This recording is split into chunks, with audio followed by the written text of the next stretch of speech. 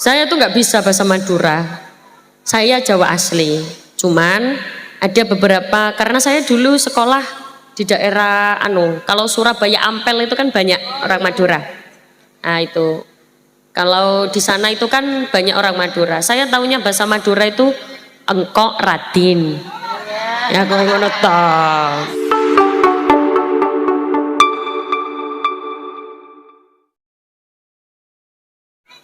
Assalamualaikum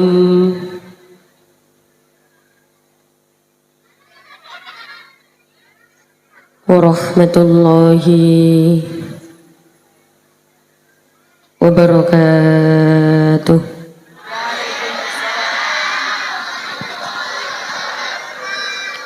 Salam sekali lagi. Yang jawab salam kula dongake rezekine kathah. Rezekine akeh. Duite akeh. Mayoritas Jawa apa Madura? Madura. Berarti nggak paham bahasa Jawa sama sekali? Pandalungan nih. Nggih.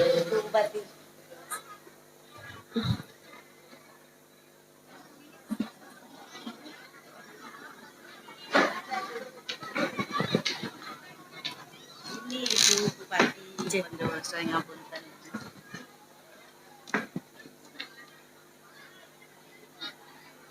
Amit nggih, nuwun sewu.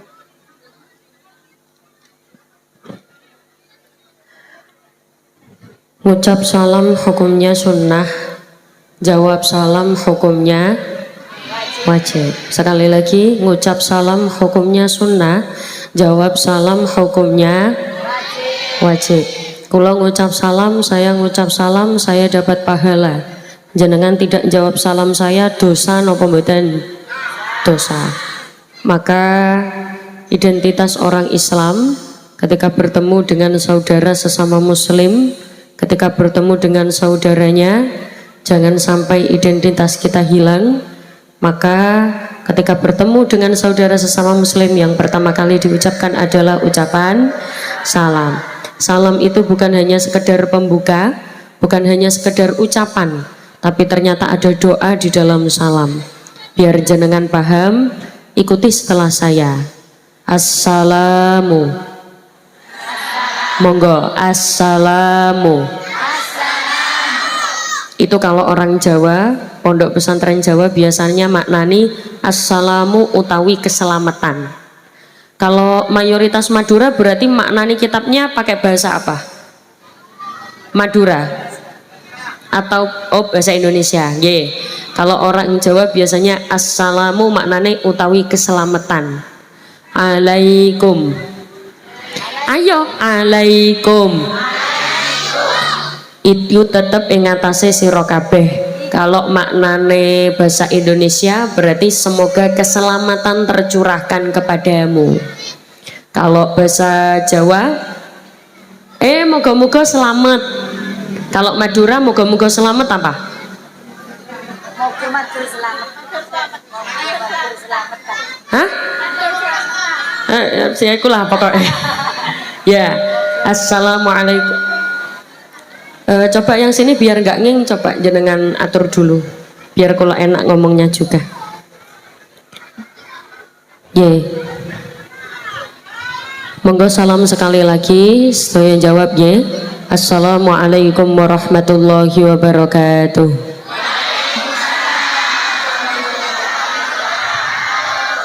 Bismillahirrahmanirrahim. Bismillahirrahmanirrahim. La yasukul khaira illallah. Bismillahirrahmanirrahim. La yasrifus su'a illallah. Bismillahirrahmanirrahim. Ma kana min ni'matin faminallah. Bismillahirrahmanirrahim. La hawla wa la quwwata illa billahil aliyil azim. Alhamdulillah wa syukrulillah wal khairu wa syarru bimasyiatillah. La hawla wa la quwwata illa billah. Alhamdulillah. Alhamdulillahilladzi arsala rasulahu bil huda wa dinil haqq liyudhirahu 'ala ad-dini kullihi walau karihal musyrikun. Asyhadu an la ilaha illallah wahdahu la syarikalah wa asyhadu anna Muhammadan 'abduhu wa rasuluhu la nabiyya ba'dah. Yang saya hormati para alim, para ulama, sesepuh pinispuh, para bunyai, para kiai ingkang kawula takdimi, kawula taati serta kula ajeng-ajeng barokah manfaat ilmunipun. Wabil khusus yang saya hormati segenap tokoh agama, tokoh masyarakat, pejabat pemerintah, segenap jamaah warga desa Cusahrawo ingkang kawula hormati Ibu Hajah Khadijatul Qadriyah SAG MPUP MSI selaku Ibu Bupati Bondowoso sekaligus tokoh perempuan, akademisi dan pengurus pengasuh Pondok Pesantren Nurul Jadid. Ingkang kawula hormati Ketua Yayasan Sunan Ampel Kiai Haji Irfan Bustomi BA beserta Ibu Hajah Nur Malikah Malik SPDI. Tak lupa ingkang kawula hormati Sekretaris Dinas Perikanan Kabupaten Probolinggo Ibu Endang Rusti Ningsih. Tak lupa ingkang kawula hormati Kepala Desa Cusahrawo Ibu Hajah Nikmatul Izzah SPD dan Bapak Haji Akbar Bustomi selaku Ketua BPD beserta jajarannya serta segenap perangkat Desa Cusahrawo. Ingkang kawula hormati seluruh tokoh agama dan tokoh masyarakat Desa Cusahrawo. Tak lupa ingkang kawula hormati Kepala Madrasah RAMI dan MTS Sunan Ampel beserta segenap Dewan Guru dan Wali Murid Desa Cusahrawo. Tak lupa iya wis sero curah sawuh. Lu pancet gawe ngono kok. Iya emang dibikin kayak gitu. Saya ajak jenengan ngucap hamdalah dulu bersama-sama, monggo. Alhamdulillahirabbil. Karena pada malam hari ini kita semua bisa bertemu, bermuajahah, berkumpul bersama yang insya Allah semuanya dalam keadaan sehat walafiat. Amin Allahumma. Ini insya Allah semuanya sehat ya. Sehat, alhamdulillah. Jasmani sehat? Dijawab, jasmani sehat? Rohani sehat? Dompetnya? Yang dompetnya kosong, semoga pulang pengajian dompetnya tebel isi uang. Semoga apa yang kita cita-citakan selalu diijabah oleh Allah. Tidak ada manusia yang paling bahagia kecuali dia yang pandai bersyukur. Sekali lagi, tidak ada manusia yang paling bahagia kecuali dirinya yang pandai bersyukur. Ada orang kaya raya, harta melimpah, uang melimpah ruah, tapi tidak menemukan kebahagiaan. Kenapa? Karena hatinya kurang rasa syukur. Hidupnya sering membandingkan hidupnya sendiri dengan hidup orang lain. Ada orang itu nggak seberapa punya uang, ya uangnya cukup untuk sehari-hari, untuk makan, untuk membiayai kehidupan keluarganya. Hidupnya serba biasa saja, tapi dia menemukan kebahagiaan. Kenapa? Karena hatinya penuh dengan rasa syukur. Ada hati senang walaupun punya uang. Pret. Wedok iku nek ra nyekel dhuwit ya kadang gampang ngamuk-ngamuk. Nggih napa mboten? Wong wedok nek gak nyekel dhuwit gampang nesu. Napa nek basa Madura nesu napa? Ngosoh. Ngosoh. Wong wedok nek ra nyekel dhuwit gampang ngosok, gampang marah. Makanya bapak-bapak harus tahu pengapesan. Tahu pengapesan ya? Pengapesan itu ya pengapesan ya ada tanda, ada caranya biar ibu-ibu itu tidak gampang ngesok. Carane kayak ono duit. Mergane biasanya wong wedok gampang ngesok gara-gara orang nyekel duit. Maka ternyata yang paling bahagia itu bukan yang paling banyak uangnya, ternyata yang hatinya penuh dengan rasa syukur. Alhamdulillah. Lebih terpuruk lagi, lebih susah maneh nek ana wong gak nyekel duit, gak iso syukur. Wis gak iso syukur, gak nyekel duit. Maka kalau pengen nikmatnya ditambah, la in syakartum la azidannakum, yang bersyukur maka akan Allah tambah nikmatnya. Berarti nek kepengen ditambah nikmate, carane kudu bersyukur. Wala in kafartum, kufur itu lawan katanya syukur. Kalau syukur itu menerima, kalau kufur itu tidak menerima. Tidak menerima itu tidak mau, mudah mengeluh. Napa? Kalau Jawane sambat ngersulo, kalau Madura apa? Asrok. Asroh. Bosone kok koyo marah-marah ngono to. Asroh itu apa? Mengeluh. Gampang mengeluh. Dikasih situasi apapun dia akan melihat jeleknya. Dikasih sesuatu, dikasih situasi yang lebih jelek, dia malah susah tidak bisa menghadapi. Ternyata asroh itu, mengeluh itu hanya akan memperburuk keadaan. Kenapa? Karena Allah bukan malah menambah nikmatnya, tapi Allah malah kirimkan azab. Na'udzubillahi min dzalik. Contoh kecil asroh itu bagaimana? Dikasih gerah, asroh. Panas, asroh. Adem, ayo jenengan yang bilang asroh. Panas, adem, udan, orang duit duit, utangnya akeh. Ada orang kayak gitu? Ada. Orangnya hadir di sini. Nah, biasanya orang kayak gitu itu ciri-cirinya kerudungnya warna coklat.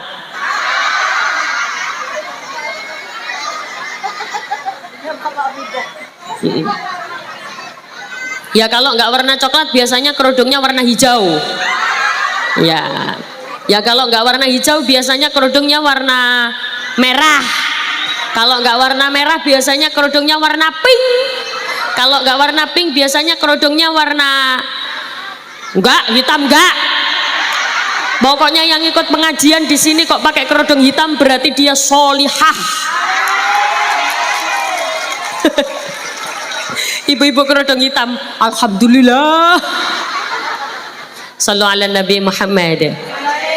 Maka itulah kenapa pentingnya kulon jenengan bersyukur kepada Allah atas semua nikmat yang telah Allah berikan. Tetap ucapkan alhamdulillahi rabbil alamin. Salawat serta salam tercurahkan kepada baginda Nabi Muhammad Shallallahu Alaihi Wasallam. Kalau jenengan tahu Bu, setiap pulau pengajian selalu ada salawat yang saya baca, entah di depan, di tengah atau di akhir. Salawat ini pasti saya baca. Tapi nanti khusus salawat ini sementara saya tidak diiringi apa-apa dulu, tidak dibackingi siapa-siapa dulu. Khusus salawat ini fokus ke suara jamaah yang khusyuk, yang khidmat, yang fokus.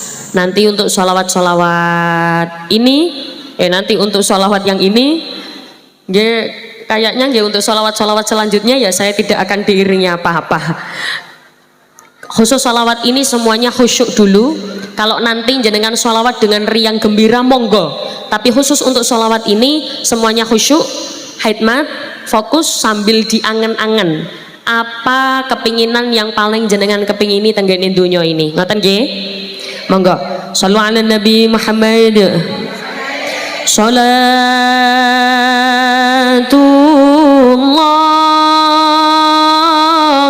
salamullah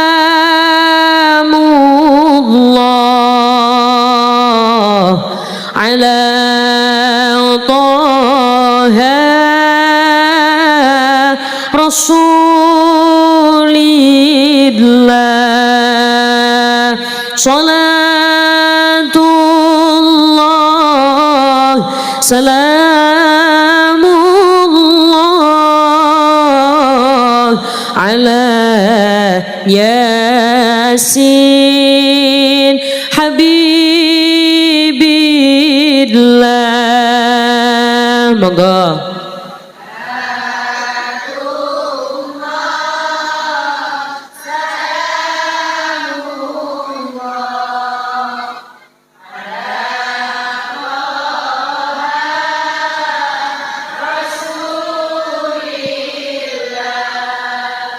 Salatullah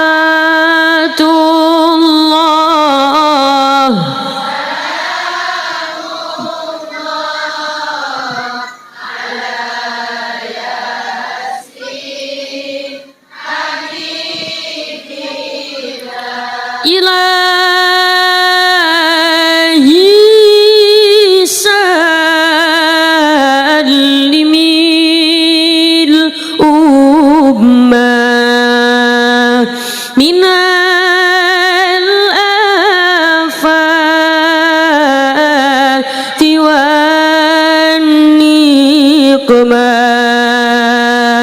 ومنها من ومنهم من بأهل الباد رياء الله monggo.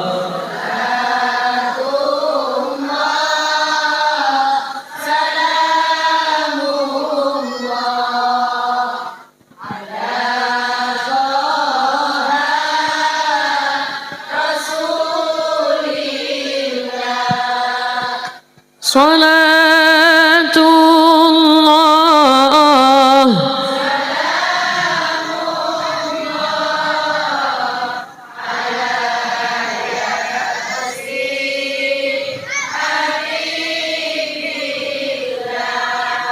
mugi barokah waosan sholawat sing sakit-sakit paringi sehat. Sing sehat nggih tambah sehat. Sing sugih nggih tambah sugih, sing melarat nggih tambah sugih. Pamane tak tingali tak lihat wajah jenengan wajah-wajah wong sugih kabeh. Wajah-wajah ahli surga, wajah-wajah calon haji, calon hajah, wajah calon jenazah. Lu kenapa kok nggak mau? Lah semua kan calon jenazah toh nggih? Memangnya ada yang tidak mati di sini? Semuanya mati. Ada yang bisa lepas dari takdir mati? Tidak ada. Aish masyi'ta fa innaka mayyitun. Uripo sakarepmu, tapi ilingo awakmu bakale mati. Ada yang tidak mati? Tidak ada. Nabi mawon sedo mati, apalagi kita. Kerudung coklat mati. Kerudung pink mati. Kerudung hijau mati. Gak kerungu aku. Tidak ada yang bisa lepas dari takdir mati. Itulah kenapa kita semua umpul itu mengumpulkan kebaikan, mengumpulkan kesayangan untuk sangu mati. Karena mau sangu apalagi kita ketika meninggal dunia kalau bukan sangu amal ibadah kita selama di dunia. Ngoten nggih Bu nggih? Semoga kita semua bisa berkumpul bareng di surganya Allah Subhanahu wa taala. Acara pada malam hari ini adalah dalam rangka haflah imtihan, leres nggih? Haflah imtihan Yayasan Sunan Ampel Curah Sawu. Hah? Cucak rowoh. Curah Sawu. Jadi ini Yayasan Sunan Ampel ini adalah apa? Sekolah TPQ?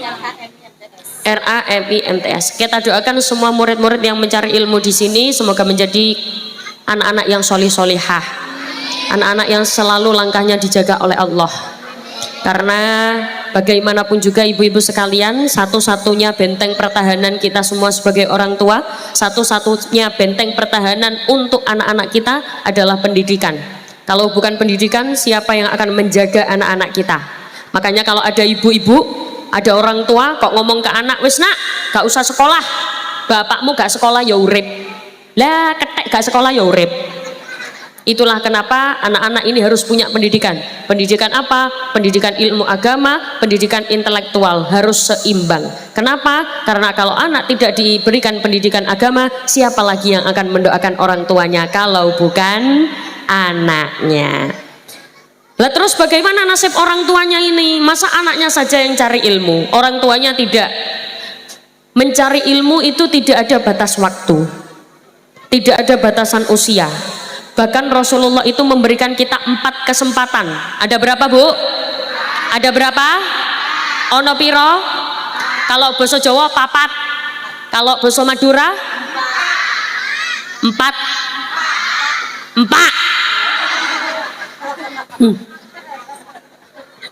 Kalau ada berapa bahasa Maduranya apa? Beda berempah. Ya ayo, ada berapa? Ono piro? Dicocok nih, ada berapa? 4. Ono piro? Papat. Beda berempah? 4. Ngono lo yuyu. Sudah ngantuk apa belum? Yo, ada berapa? Ono piro? Beda berempah? Ada 4 kesempatan yang Rasulullah berikan kepada umatnya. Apa saja kesempatan itu? Kun aliman, muta'alliman, mustami'an, muhibban. Apa saja Bu? Kun aliman, aliman. Ada 4 kesempatan yang Rasulullah berikan kepada umatnya. Kun aliman, jadilah orang pintar.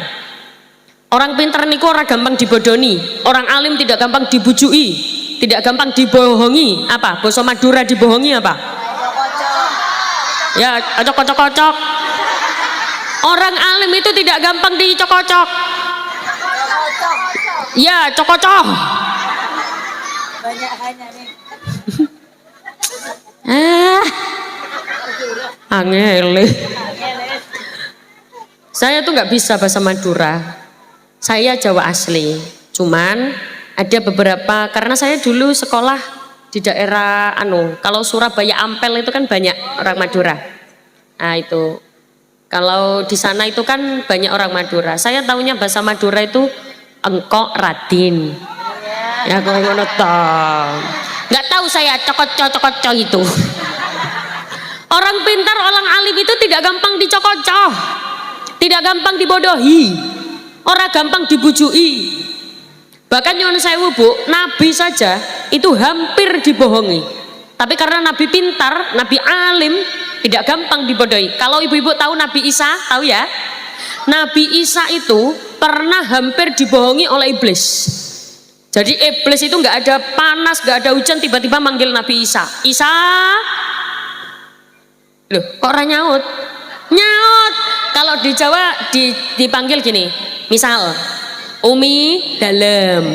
Kalau di Madura apa? Apa? Ya Allah. Kalau di Jawa kan misal Umi dalam, Laila dalam. Nah kene Umi apa? Itu emang nadanya memang kayak marah-marah ngoten nggih. Oh iya, enggak apa-apa. Aslinya paling sebenarnya orang Madura itu enggak marah, cuman memang nadanya saja. Ya wis enggak apa-apa. Apa ya ora apa-apa. Isa? Ayo, sing melu muni apa tak doakan bisa umroh. Yo, Isa? Isa? Isa? Isa? Isa? Astagfirullahaladzim. Wahai Isa, kamu kan punya Allah, kamu kan punya Tuhan yang menjadikan hidup dan mati. Kalau kamu kepengen mati tapi Allah tetap pengen kamu hidup, kamu akan tetap hidup. Tapi kalau kamu pengen hidup terus tapi Allah jadikan kamu mati, kamu pasti akan mati. Ada yang tidak mati di sini? Tidak ada, semuanya mati. Tapi ngapunten nggih, biasanya sing mati dhisik niku sing lempo-lempor riyen.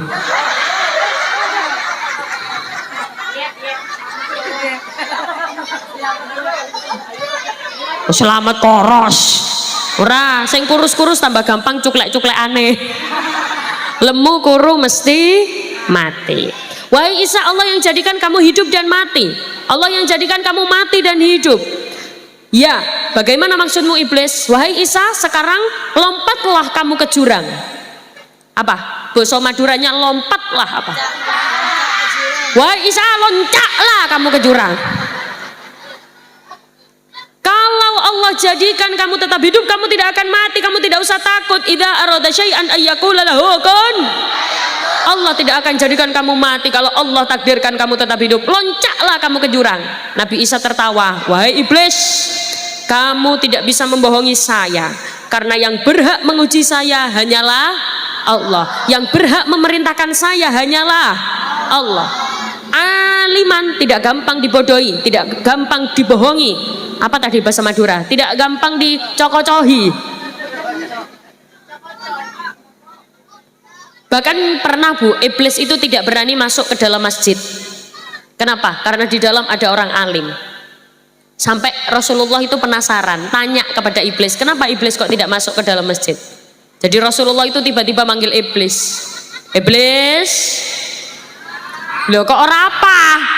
Ayo apa? Kok nggak apa? Ayo iblis. gelem ae. Wahai iblis, kenapa kamu tidak masuk ke dalam masjid? Kan kamu biasanya masuk ke dalam masjid untuk menggoda orang-orang yang sedang sholat. Kenapa kamu tidak masuk? Tidak ya Rasulullah, saya takut. Boten ya Rasulullah, saya wedi. Apa? Basa wedi Madura apa? Saya takut. Saya takut ya Rasulullah, karena di dalam ada orang yang sedang, ada orang alim. Mana orang alim? Itu di dalam ya Rasulullah, dia sedang tidur. Bayangkan orang alim tidur, tapi iblis takut untuk masuk. Saking bahayanya orang alim. Tapi kalau ada ibu-ibu yang bilang, tapi saya itu dari kecil tidak punya kesempatan sekolah. Saya dari kecil tidak punya kesempatan ngaji. Bagaimana saya bisa jadi orang yang aliman? Rasulullah memberikan kesempatan yang kedua. Apa itu? Muta'alliman. Kalau tidak bisa jadi orang alim, jadi orang yang mau belajar. Sekali lagi, kalau tidak bisa jadi orang yang pintar, jadilah orang yang mau belajar. Belajar itu bagaimana? Belajar itu ya tidak melulu tentang buku. Belajar niku kan nggih banyak. Belajar niku kan nggih carane nggih akeh. Orang yang mau belajar itu biasanya rasa ingin taunya tinggi. Kepo. Do you know kepo? Kepo itu, kalau keponya kebaikan diperbolehkan. Kalau keponya keburukan nggak boleh. Contoh kepo keburukan, onok tonggone karo bojone tukaran nang ngarep omah, ibu-ibu pura-pura nyapu. Iku jenenge kepo keburukan. Ada yang kayak gitu. Pura-pura nyapu padahal nguping. Ada? Ada. Orangnya hadir di sini? Hadir. Wonge lanang apa wedok? Wedok. Kudunge werna coklat. Nggak boleh ada yang ngomong hitam. Nggak boleh ada yang ngomong ireng.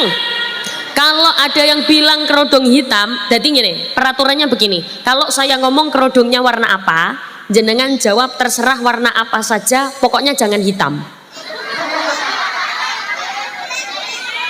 Ada orang keponya keburukan, ada suami istri lagi bertengkar di depan rumah, kepo, pura-pura nyapu padahal nguping. Ada banyak. Orangnya hadir di sini? Hadir. Po laki, po wedok? Wedok. Kerudungnya warna? Ngapunten, yang pakai kerudung hitam di sini bukan cuma aku tok. Tak lihat banyak yang pakai kerudung hitam. Kerudung hitam yang jenengan maksud orangnya bajunya warna apa? Kerudungnya? Ibu iki kerudung hitam, kelambi hitam. Orang yang jenengan siapa? Oh, buka des iku. Ayo, buka des kudunge ireng. Klambine ireng. Yang jenengan maksud kerudungnya hitam, baju hitam, orangnya di bawah panggung apa di atas? Sik.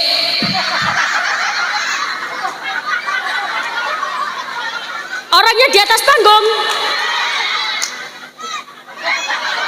Orangnya duduk apa berdiri? Tidak ada yang berdiri di sini. Maka jadilah yang muta'alliman, mau belajar. Mau belajar itu bagaimana? Mau belajar itu mau menerima hal baru. Anak-anak kita itu harapan orang tuanya. Jen apa mboten? Bahkan anak-anak yang sekarang jenengan sayangi ini, itu ternyata bisa jadi sahabat, bisa jadi musuh. Kok bisa?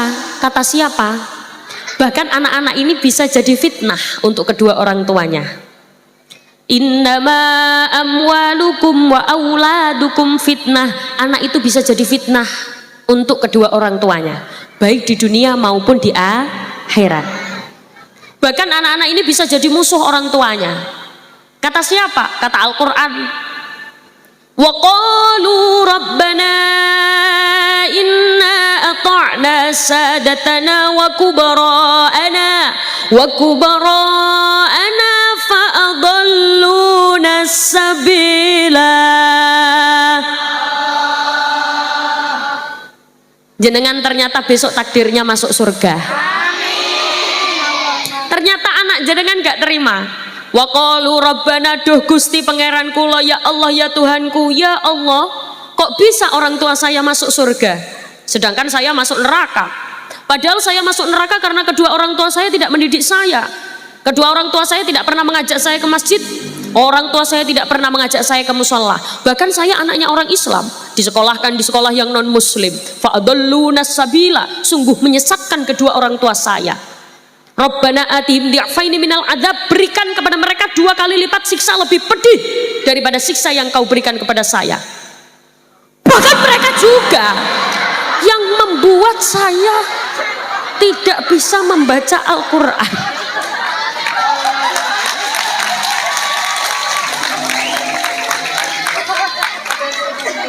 Coba bayangkan, saya serius-serius wajahin jenengan ngene kabeh.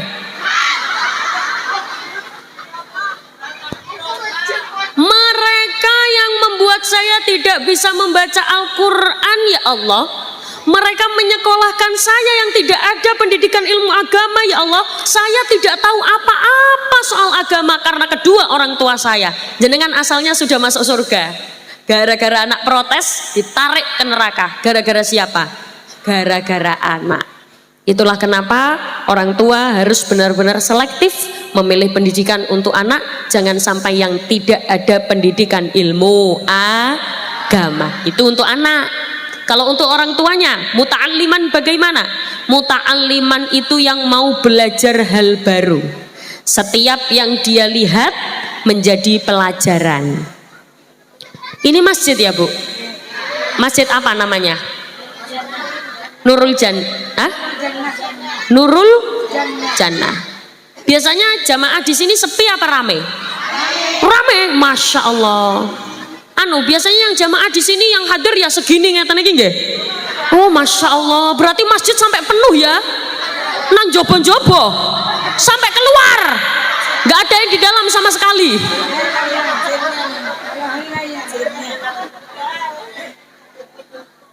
Contoh, di masjid ini kan sudah pasti banyak sekali aktivitas. Dari mulai sehari semalam, ngapunten kalau di desa Curah Sawo ini sehari semalam sholatnya berapa kali ya? Berapa kali? Oh 5, berarti sama kayak Surabaya.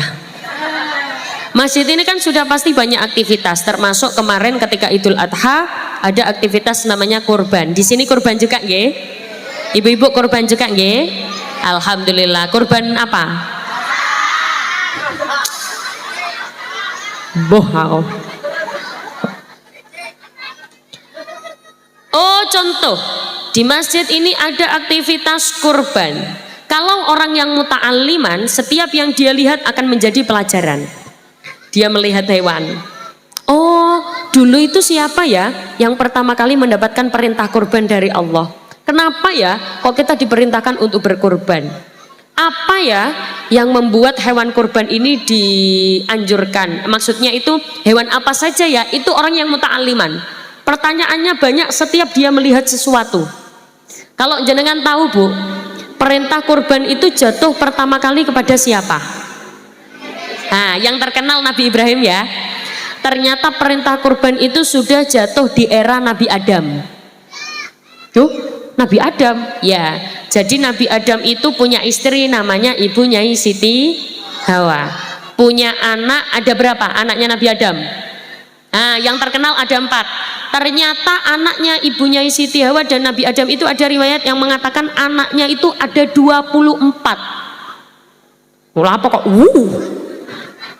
24 itu kalau di Jawa namanya 4 likur. Kalau di Madura 4 lekor. 24. Ada riwayat yang mengatakan putra putrinya ada 100. Tapi yang paling banyak 24. 24 itu anaknya kembar semua. Jadi kembar, laki perempuan, laki perempuan, laki perempuan. Nah,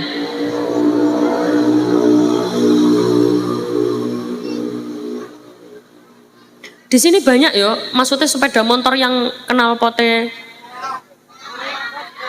Iya banyak yo. Toto apa mau ngomongnya? Laki perempuan kembar. Jadi kalau misal anaknya 24 berarti melahirkannya berapa kali? 12 kali melahirkan. Anaknya jumlahnya 24. Itu semuanya kembar. Kalau ibu-ibu pernah dengar nama Qabil dan Habil? Pernah dengar ya? Qabil dan Habil itu bukan kembar. Qabil sama Habil itu adik kakak. Masing-masing punya kembaran. Qabil punya kembaran namanya Iklima. Habil punya kembaran namanya Labuda. Menikahnya harus silang, tidak boleh Qabil dan Iklima saudaranya sendiri, tidak boleh. Qabil dan Labuda, Habil dan Iklima. Tapi Qabil nggak mau, ya Allah, saya nggak mau menikah dengan Labuda. Saya sukanya dengan Iklima. Iklima tuh cantik, Iklima tuh pintar, saya nggak mau dengan Labuda. Akhirnya Allah perintahkan, wahai Qabil dan Habil, berkurbanlah. Dua-duanya berkurban tapi kurbannya beda. Karena Qabil ini petani, dia korban tumbuh-tumbuhan. Tumbuh-tumbuhannya wes meh-meh layu. Sudah mulai layu. Apa kalau Madura layu apa? Elop. Tumbuhannya sudah mulai elop. Sedangkan Habil karena dia ini penggembala, apa ya? Penggembala itu angon. Apa? Wah, ya itu wah, ya. Ya, karena Habil itu dia membawa hewan yang badannya gemuk, lemu. Apa? Kalau basa Madura, dia bawa yang lempo, yang dagingnya banyak. Hewan yang mahal itu yang koros apa yang lempo? Maka untuk ibu-ibu yang lempo jangan berkecil hati. Karena jenengan itu harganya mahal. Makanya kalau jenengan korban daripada korban perasaan, monggo mengajukan diri. Waktu itu pertama kali Allah perintahkan, itu eranya Nabi Adam. Yang kedua ada eranya Nabi Ibrahim.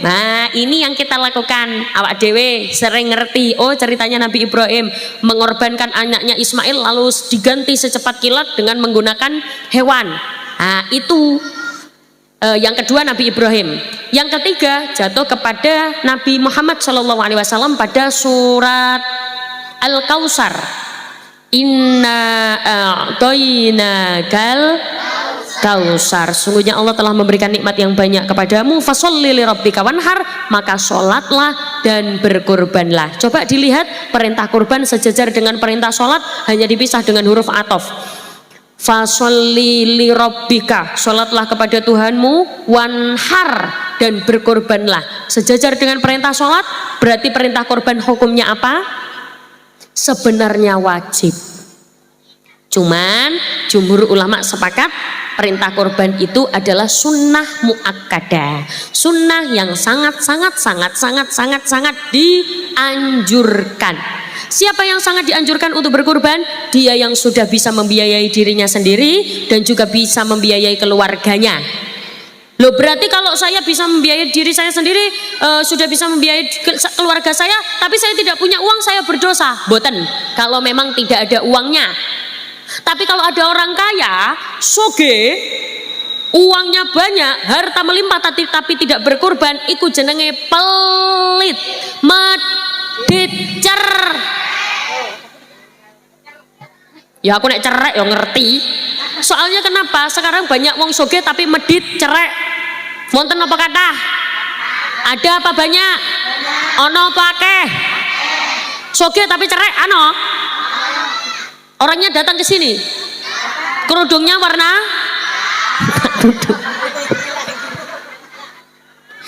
Sallu ala Nabi Muhammad. Pokoknya kalau jenengan bilang kerudungnya warna hitam berarti bukades. Sallu ala Nabi Muhammad.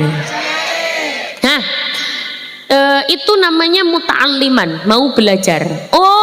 Itu dari sisi perintah korban. Ada dari sisi yang lain, atau kalau misal jenengan tidak jauh-jauh ke sana, siapa ya yang diperintahkan untuk kurban pertama kali? Tidak jauh ke sana, yang pendek-pendek, sing ndek-ndekan, sing paling pengetahuan umum. Apa ya syarat hewan kurban ini? Apa sing penting wedhus? Apa sing penting sapi? Oh, ternyata tidak. Tanya. Syarat hewan kurban itu ada 4. Ada berapa, Bu? Ada berapa? Ono piro? Berempah? Ada 4 syarat hewan kurban. Apa saja? 1. Tidak buta. Bahasa Madura buta? Buta.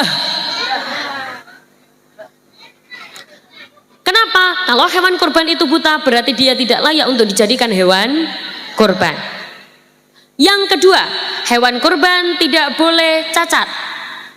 Cacat itu kupingnya mek siji, apa? Kakinya apa? Ya, apa? Bosoknya pincang itu apa? Ya, ya Jipang. Hurufnya apa? D. Dipang. Kakinya dipang tidak boleh. Atau apa? Pokoknya yang cacat-cacat tidak boleh. Kalau dia cacat berarti tidak layak untuk dijadikan hewan kurban. Yang ketiga, hewan kurban itu tidak boleh sakit. Basa Madura sakit? Sakit. Kalau dia sakit berarti tidak layak untuk dijadikan hewan kurban. Yang keempat, ini yang paling sering dilanggar. Apa itu? Hewan kurban tidak boleh kurus.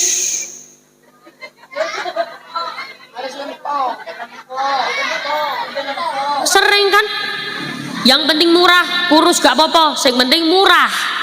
Tapi kalau kurusnya masih kurus-kurus standar, kurus yang dimana masih harga pasaran hewan kurban itu masih diperbolehkan.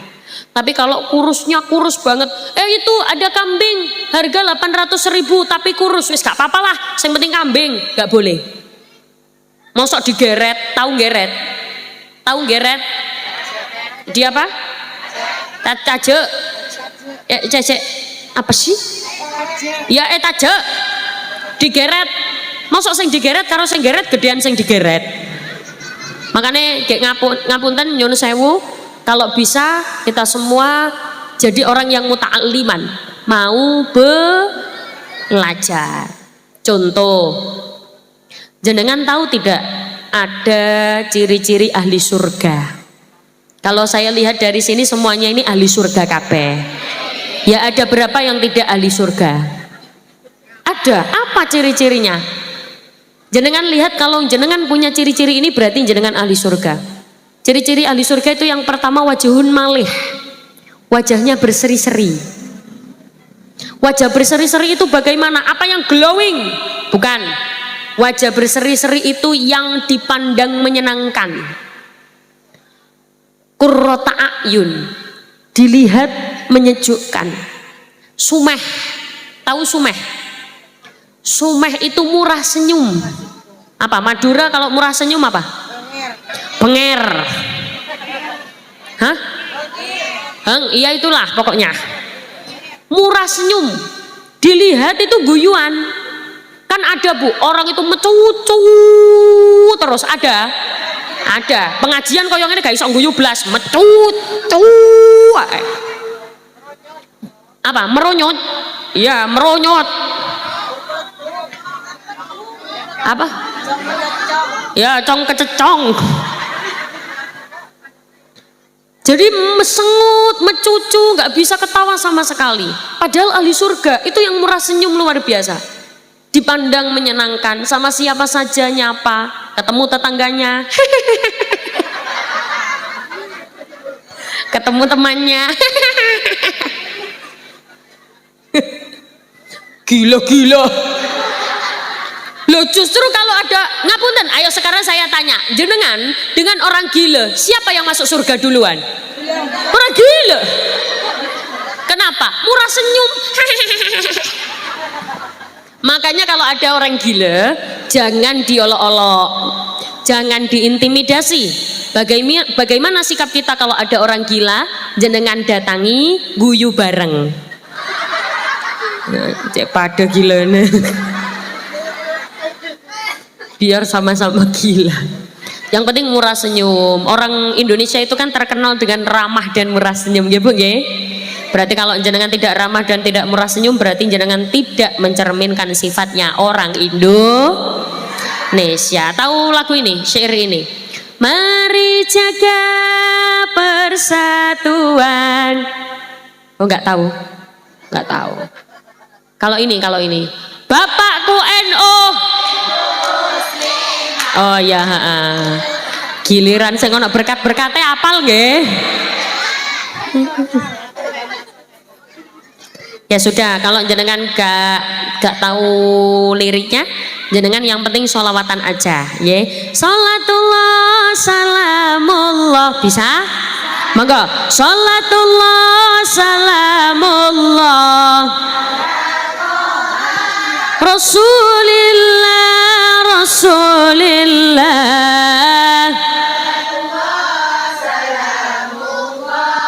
ala Yasin. Sholatullah salamullah. Bareng-bareng monggo. Bapakku NU, Kang Masku Ansor, Bayu Fatayat, melu NU pancen nikmat, awan bengi maca sholawat.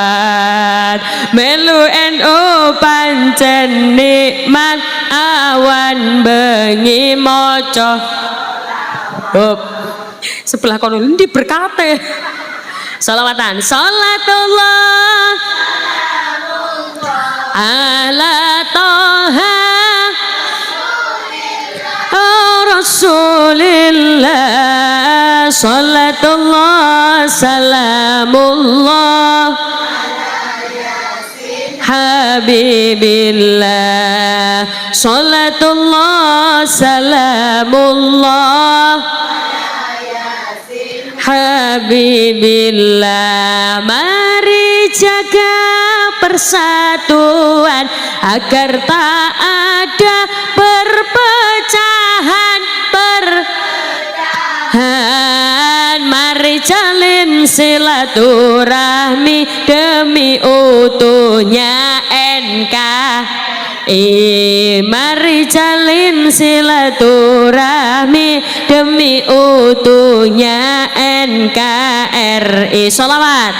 Sholatullah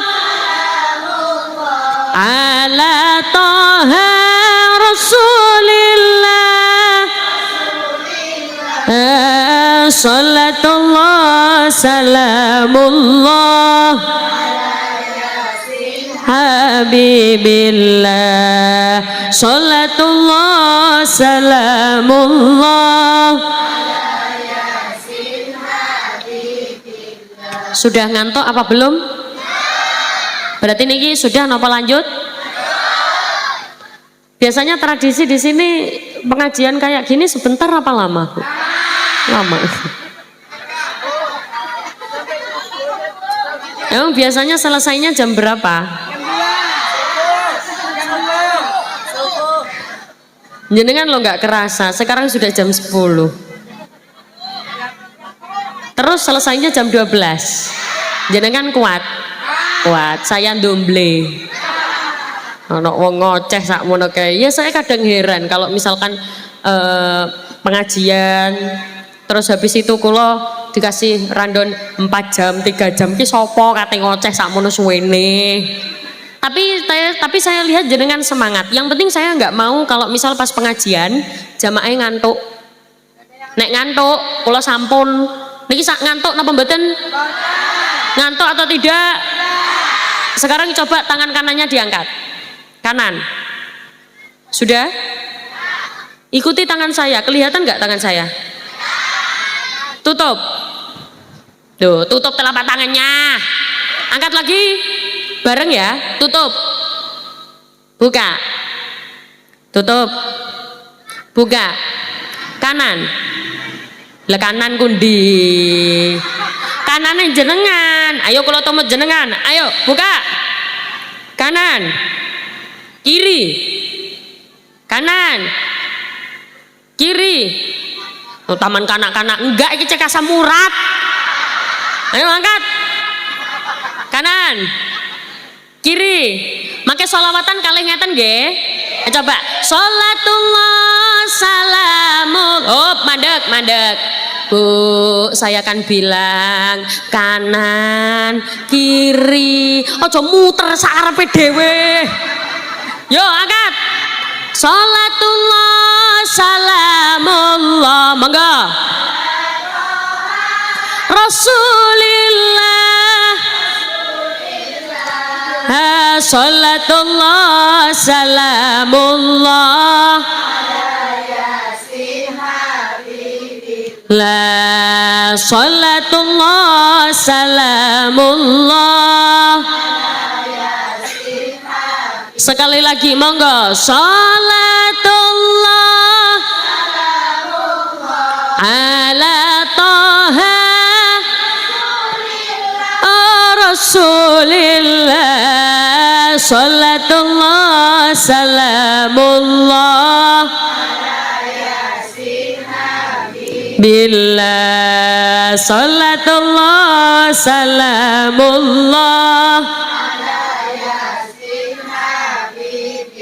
Yang angkat tangan tak doakan bisa berangkat haji. Yang gak angkat tangan tak dungakno sandale pedot. Ngatasane angkat tangan ngono ae gak gelem. Shallu ala Nabi Muhammad. Saya sudah jadi yang muta'alliman, yang mau belajar, tapi saya usianya sudah tua. Kan orang tua dengan yang muda itu beda, nggih napa mboten? Yang tua dengan yang muda kalau disamakan tetap tidak bisa. Kenapa? Karena performa otaknya sudah berbeda. Kalau jenengan tahu ada lagu belajar di waktu kecil bagai mengukir di atas batu. Belajar ketika kecil itu seperti ngukir di atas batu. Mengukir di atas batu itu kan susah. Tapi kalau sudah terlanjur terukir, dia tidak akan hilang. Hilangnya pun susah. Makanya waktu kecil dicekoki ilmu agama. Kenapa? Karena sampai besar dia akan ingat. Selagi dicekoki terus. Tapi ketika tua, belajar ketika dewasa, serasa mengukir di atas. Belajar ketika dewasa itu kayak ngukir di atas air. Gampang, tapi cepat hilang. Apa contohnya yang jenengan ini? Melu pengajian koyok-koyok paham, nggih napa mboten? Nggih napa mboten? Nggih. Mulai takoni tanggane, Mbak, pengajian oleh apa? Gak roh. Malah kadang lali. Jadi koyok sing ngoceh berjam-jam, tapi jenengan ditakoni napa? Lali. Malah kadang yang ingat itu justru poin-poin yang hanya penambah-penambah saja, bukan poin intinya. Lah terus bagaimana? Masa kita tidak ikut pengajian? Ada kesempatan yang ketiga yang Rasulullah berikan, mustami'an. Mustami'an itu apa? Mau mendengarkan. Paham gak paham, rungokno. Ngerti gak ngerti, do you know rungokno? Rungokno basa Madura? Ngedi. Hah? Ngedi ngagi. Paham gak paham, dengarkan saja. Itu kesempatan dari Rasulullah. Saya tidak bisa mendengarkan karena saya itu kopok. Gak boleh, itu bahasa kasar, Bu. Sing alus itu tengel.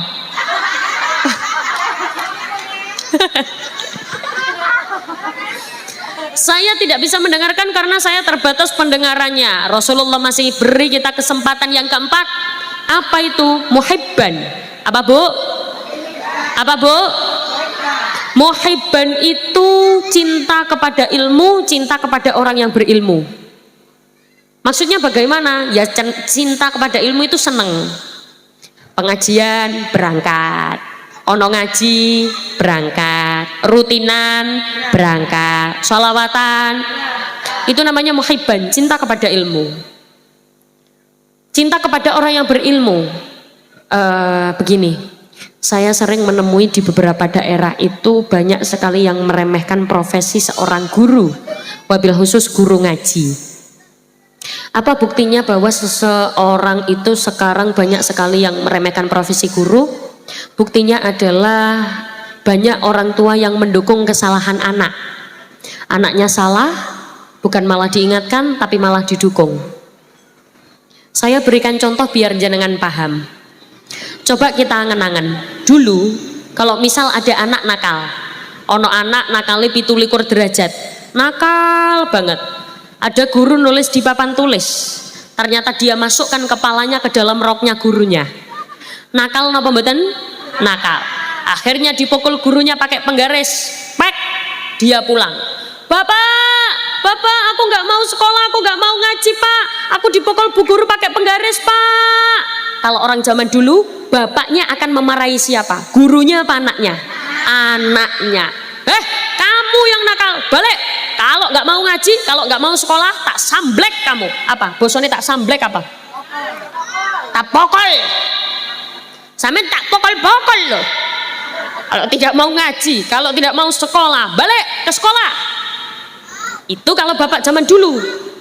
Kalau itu terjadi zaman sekarang, ada anak nakal masuk ke dalam roknya gurunya, dipukul pakai penggaris, pek, dia ngomong ke orang tuanya, pak, aku dipukul bu guru pakai penggaris pak. Bapaknya memarahi anaknya apa gurunya? Gurunya. Itu sekarang. Bahkan ada yang ngapunten melaporkan ke polisi. Tahu bu? Daerah mana itu? Kalau nggak salah daerah Probolinggo itu. Iya, kalau nggak salah desanya namanya Curah Sawo lah. Pokoknya. Bedanya orang tua zaman dulu dengan zaman sekarang. Zaman dulu itu banyak kalau misalkan anak salah yang dimarahi anaknya.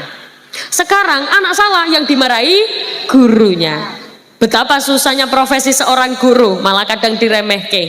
Makanya kalau kita mau jadi yang muhibban, cinta kepada orang yang berilmu, tolong dihormati para guru, tolong hormati para kiai, tolong hormati para asatid wal ustadat, agar anak-anak kita menjadi anak-anak yang soleh soleha.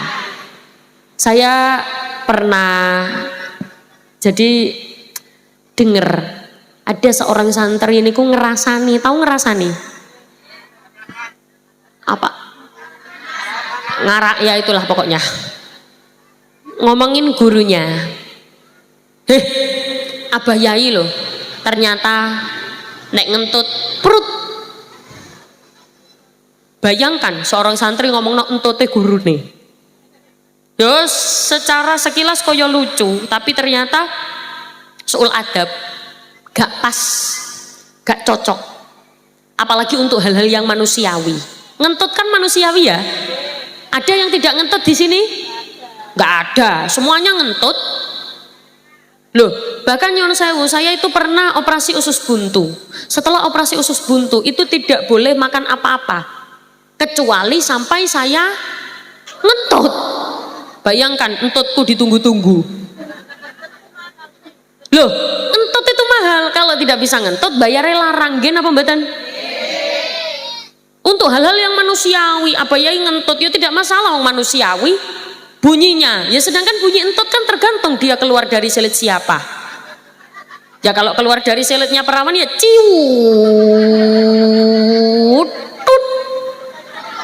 Kalau anaknya 3, 4 ya prek. Ada yang ngentutnya prek. Ada orangnya hadir di sini. Kerudungnya warna apa? Ngapunten. Yang pakai kerudung hitam itu ngentutnya kayak gini.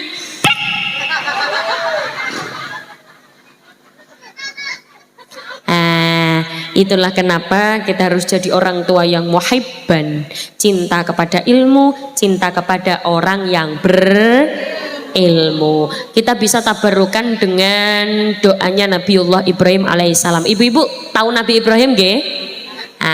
Kenal di mana?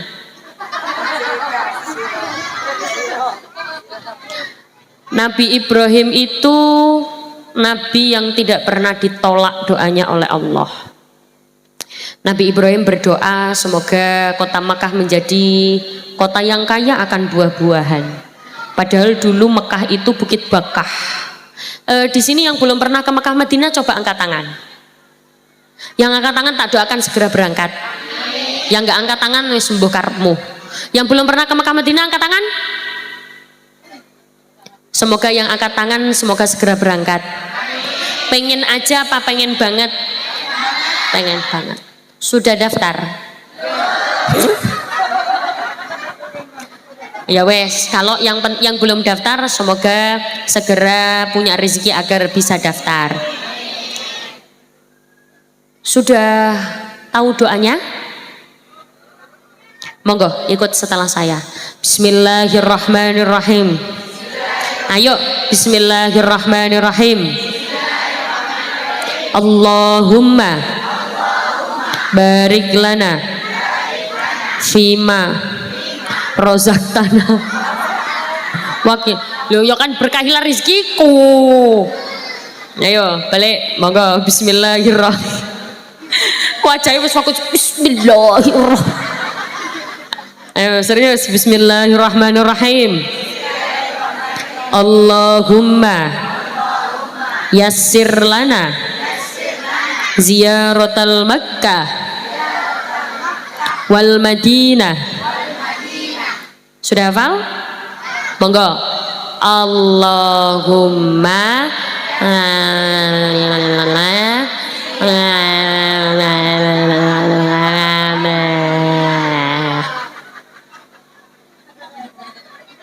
kalau jenengan nggak hafal, itulah makanya kalau bilang belajar ketika dewasa itu seperti menulis di atas air.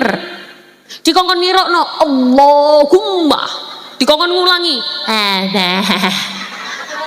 cepet hilang. Bagaimana agar tidak cepet hilang? Ada metode namanya pakai nada. Allahumma yasir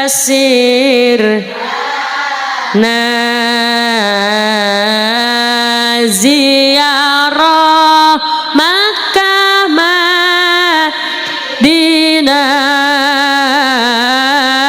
Allahumma sir lana ziarah. Tak jamin sudah hafal. Monggo. Allahumma ya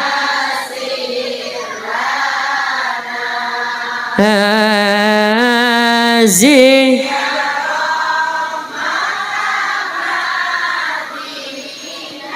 na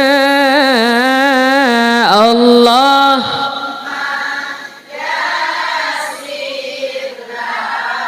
na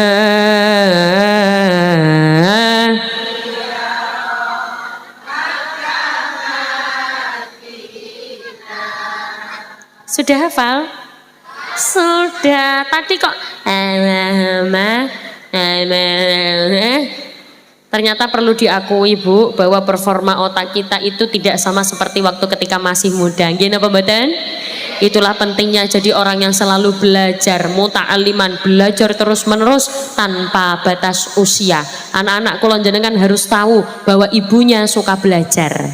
Baca Al-Qur'an nanggone ngarepe anak-anak. Tapi memang pendidikan anak-anak sekarang kan sudah bagus-bagus Bu. Kecil-kecil sudah pintar baca Al-Quran. Sedangkan kita zaman dulu jenengan, zaman biyen ngajine alif fathah alif kasro alif doma Nggih. Dulu malah SMA ada yang belum khatam Al-Quran. Sekarang kecil-kecil sudah pintar.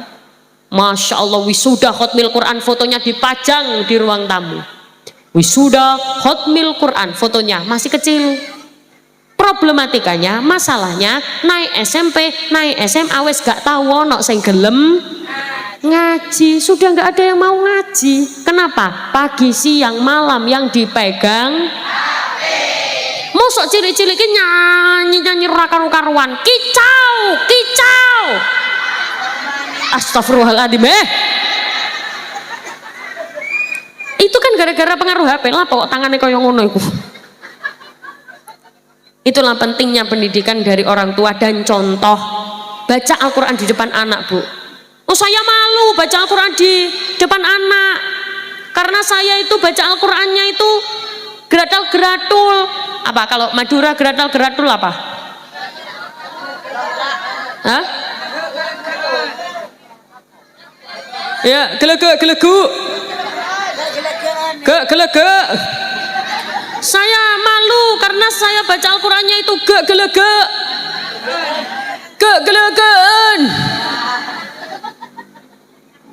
Loh, jenengan baca Al-Qur'an ge-gelegen, itu pahalanya malah 2. Apa pahalanya? Yang pertama pahalanya ge, yang kedua pahalanya gelegen. Jadi gelegen. Itu bukan saya yang bilang, Rasulullah yang bilang. Cuman bahasanya Rasulullah bukan gelegen. Bahasanya adalah walau yatata. Meskipun terbata-bata, meskipun seperti ikan yang megap-megap, meskipun dia baca Al-Quran susah, falahu ajroni, pahalanya malah 2. 1 pahala dia membaca Al-Quran, yang kedua pahala dia sudah kesusahan baca Al-Quran tapi semangat baca Al-Quran. Ada ibu-ibu sudah tua, wes tua tapi semangat belajarnya tinggi, nembe maca Al-Quran ngelak, semerap ngelak, haus pelka, nembe bismillahirrahmanirrahim, alif lam. Kalau sudah kayak gitu jangan lupa minumnya larutan cap kaki.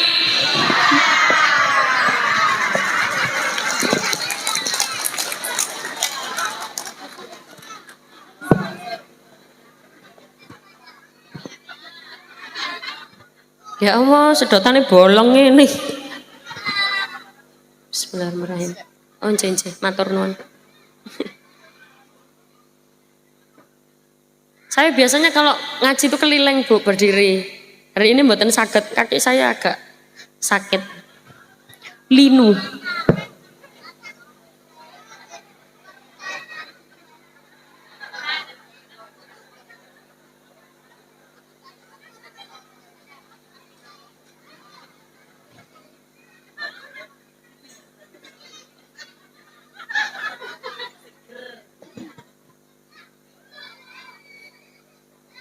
Bahkan kita orang tuanya saja kadang tidak kenal loh Bu dengan anak-anak kita. Kita merasa sudah kenal dengan anak-anak kita. Tapi ternyata orang tua yang paling tidak mengenal anak-anak kita.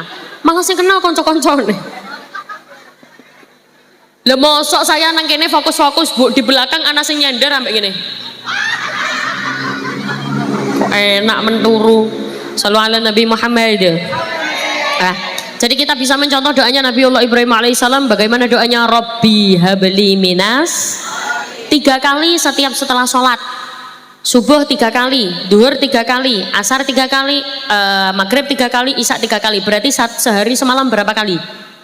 15 kali untuk mentirakati anak-anak kita. Setelah sholat sebentar tok, sak detik paling Bu.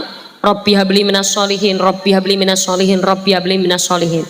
Biar anak-anak kita soleh leha. Bisa?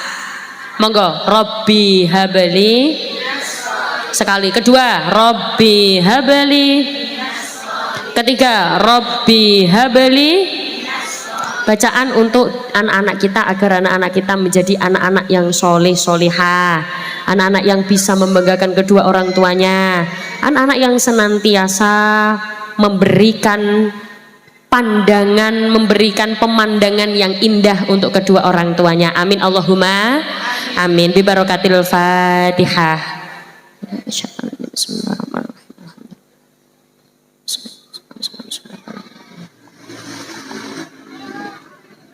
Yang doa siapa nih, Mbak? Yang doa siapa? Langsung. Buatan apa ya? A'udzu billahi minasyaitonir rajim. Bismillahirrahmanirrahim. Allahumma shalli ala sayyidina Muhammad wa ala ali sayyidina Muhammad walhamdulillahi rabbil alamin. Allahumma inna nas'aluka salamatan fid din wa afiyatan fil jasad wa ziyadatan fil ilmi wa barakatan fi rizqi wa taubatan qabla al maut wa rahmatan 'indal maut wa maghfiratan ba'dal maut. Allahumma awwin 'alaina fi sakaratil maut wa najatan minan nar wal 'afwa indal hisab. Allahumma ishfa syafi wa afiyatal mu'afi la shifaa illa shifauka shifaa la yughadiru saqama wa la alama ya ya wafi ya hamid ya majid. Allahumma khtim lana bil islam, Allahumma khtim lana bil iman, Allahumma khtim lana bi husnil khatimah bi barakatil Fatihah. Bapak Ibu ingkang kawula hormati, kawula nyuwun agungipun pangapunten, minta maaf atas segala-gala bahasa yang mungkin tidak sama dengan sini. Jenengan maafkan semua bahasa saya kalau memang ada yang tidak pas. Kawula nyuwun agungipun pangapunten, mohon maaf yang sebesar-besarnya. Sampai jumpa kembali pada waktu dan gelombang yang sama. Semoga bisa bertemu kembali di lain waktu, di lain kesempatan. Jangan lupa minum larutan. Kaula nyuwun agungipun pangapunten, kaula tutup wal afu minkum. Wassalamualaikum warahmatullahi wabarakatuh.